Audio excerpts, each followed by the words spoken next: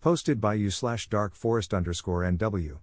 Company fucks over long-term employees and my boss's act of revenge helps me start a freelance media company for pennies on the dollar. Originally posted in r/antiwork, I was told to post it here. For legal reasons, I can't disclose the exact location, purely because the team I worked with were cool guys and our boss fucked over corporate really hard without them noticing. This took place in 2012. Part 1, The Fire Marshal. I worked at a smaller chain electronics store that sold top-of-the-line video cameras, PCs, cell phones, photo cameras, and this new thing called 4K televisions. For context, we were located at an expensive outlet mall. We were literally the only electronics store in the mall, and the only place for 50 miles that sold high-end electronics. Logic dictates that this in itself would make our location prime real estate and we would have record sales every year. Spoiler alert, that's exactly what happened, and we basically killed it 5 years in a row. Furthermore, I got hired because I came into the store looking for some video equipment. The store manager was caught off guard by my advanced technical knowledge of camera technology because I kept asking him specific technical questions on certain models. Note this piece of information is relevant for the end of the story. So, with that preamble out of the way, let's get into the heart of the story. While working the camera counter, the mall fire marshal came in and asked to see the store manager. Since I had no customers at that moment, I decided to take him to the back to meet my manager. This verbatim is what I can remember. Me, hey, the fire marshal here? Manager, why? Me, don't know, want me to let him in the office? Manager, sure, give me a moment. Marshal, okay, mall management wanted me to ask when you want me to bring in the construction foreman. Me, what are we building something? Looking at my rather baffled boss? Manager, no? I didn't ask for a construction foreman. Marshal, well, aren't you aware of the new, overpriced clothing store that's going to be built here? At that exact moment, I and the store manager looked at each other, then looked at the fire marshal, who handed my manager the work order on the brand new, overpriced clothing store that was going to be built at our exact location, thus permanently ending the only high-end electronics store miles around. Part 2, Money Talks. A few days later, the manager held a store meeting with me and the rest of the team. Prior to this meeting, the manager gave me permission to tell the rest of our 12-person team about the incident with the fire marshal. So, the manager confronted corporate about what was going on, and after some skillful verbal gymnastics, we got the whole story. Manager. So, I called corporate to ask what's happening, and I'll tell you straight. Overpriced clothing store has been trying for 10 years to get a spot at this outlet mall. They went to every store with a buyout offer for the storefront. The CEO of this electronic chain was approached by overpriced clothing store with a massive check in the millions to break our lease and hand over the storefront to them. We weren't supposed to know any of this. Corporate wanted us to be in the dark right up until the last day 2 weeks from today. Yep, everyone was fucking pissed. In fact, we were so angry that all of us did the absolute bare minimum. This included the manager. In 1 week, we tanked our own sales by 70%. Corporate freaked out and sent a hatchet man to talk to the store. This doofus was confused why we weren't giving it a 110% and was surprised we got visibly angry when he informed us that we wouldn't be getting severance pay or a letter of recommendation. My manager very politely told him to leave and that he would take care of the situation himself. Part 3, Oops, my finger slipped. After the hatchet man was banished from our store, the manager took a close look at the management handbook and noticed a little snafu that was written into the book in regard to discretionary discounts. Mainly that the store manager has permission to discount any product in the store up to 90% off. And the offset of the cost will be absorbed at the end of the year discretionary cost analysis. Yes, you read that last sentence correctly, and the wonderful part of the story is that the store was being shut down by the end of February. So, another store meeting was held. The manager told us that 2 days before our last day we were having a secret 90% off sale just for the employees and their family. When I heard this, I asked the question everyone was thinking.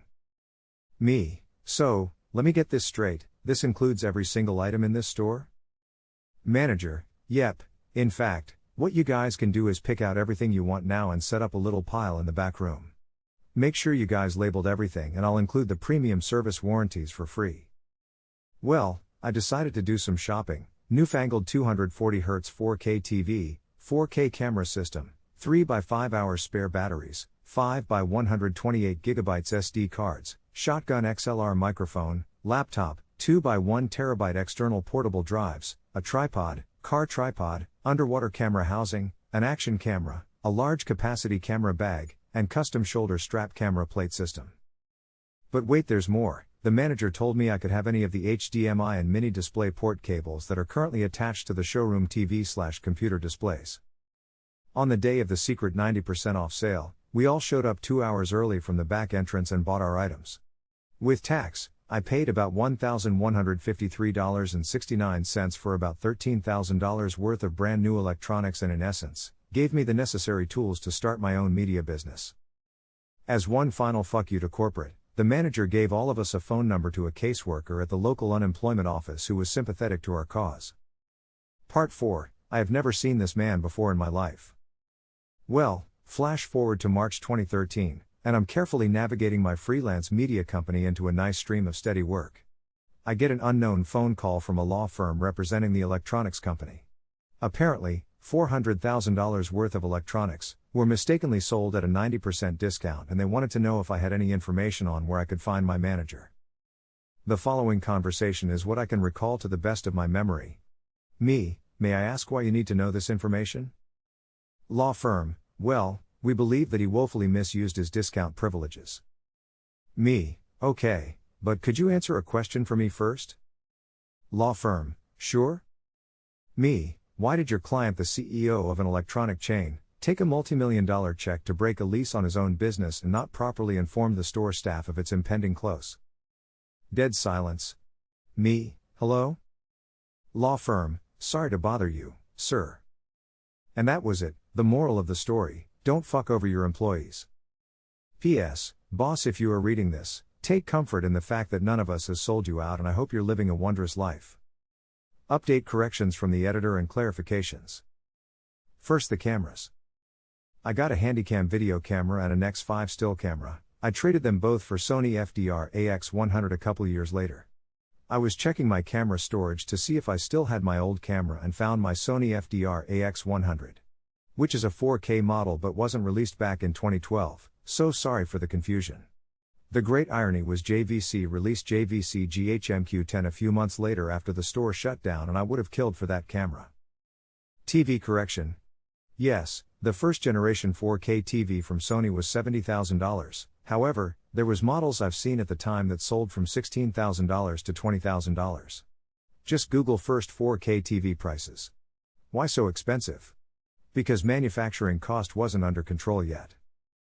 But I apologize, my TV I got was HD, not 4K, it was Sony XBR HX950, it was this weird mutant hybrid HD TV with motion flow tech that made it go from 240Hz to 480Hz. I traded this for a Sony X series in 2014 and then traded that for a TCL HDR model in 2018. What happened to my boss? Basically, he moved out of state. He was an older gent, I think he was about 60 years old, because he told me how he got into electronics in the late 1980s, early 1990s. Started at Comp USA, then Gateway 2000, Circuit City, Fry's, and finally the store I worked at. So, my guess is probably retired now, and honestly, I have no clue what his legal situation is. But we all loved him because we were broke as fuck at that time and had no loyalty to corporate. As for my media business, I started shooting videos, a lot of music concerts, weddings, and corporate videos. Then once everyone and the mother got a movie camera on their cell phone, I switched over to video editing and motion graphics. I also do studio photography for various products for small startup companies or local shops. I use the blanket term media business because it's to simplify the weird evolution I went through. The one piece of advice I can give for people who want to start one is to look at what UHD resolutions are going to become standard in the next 5 to 6 years and plan your tech purchases from there. That's it for me. I'm going to leave the original story as is, and not edit anything. I don't want to be accused of making stuff up. One last thing, a while back I did write a story about my very brief adventure at Best Buy. I deleted it because it was poorly written, and it was just a diatribe against this really C-word and incompetent manager I had. I decided to bite the bullet and go full-time with my media company. I'm happy at the fact that I don't need to work retail anymore. Again, I like to stress this happened a decade ago, so I apologize if my dates aren't 100% accurate. I'm just trying as best I can to remember everything. But this all took place in 2012. Now onto a couple of comments. Posted by Turtle Sandwich Zero. They wanted to do a no-notice layoff for the entire store. That is cold. That might even be worse than having the assistant manager lay off the staff right before they lay off the assistant manager. 2008 was rough. Classy Mother Pupper responded with, sort of like what Alfred Angelo did with their store. Closed all the store with no notice 3 weeks before my destination wedding. All of our dresses were there, including my dream wedding gown. I was devastated looking for a dress 3 weeks before a destination wedding and dresses for my entire bridal party. A week after they closed, I got a call from the seamstress. She actually had all of our dresses at her house. Seamstresses were contracted, not actually employed with Alfred Angelo. On top of not getting paid for any of the alterations we paid the store. The store never paid her. So, when I found out they closed, I reported to my bank a fraud transaction for the dresses I didn't receive. I was credited the $5,000 plus that were all paid on my debit card. The business has 90 days to contest the fraud charges. Being the entire company, even the headquarters had no employees anymore. I got my money and the dresses. My last fuck you to Alfred Angelo. And I paid the seamstress in full for all of the alterations X2 since we ended up with free dresses for the wedding. That was some crazy shit. Disavowed 1979 responded with, I knew a guy who in the 80s went to work and there was a sign on the door informing them that the business was closed, and that they would have to make an appointment with the owner to get their belongings.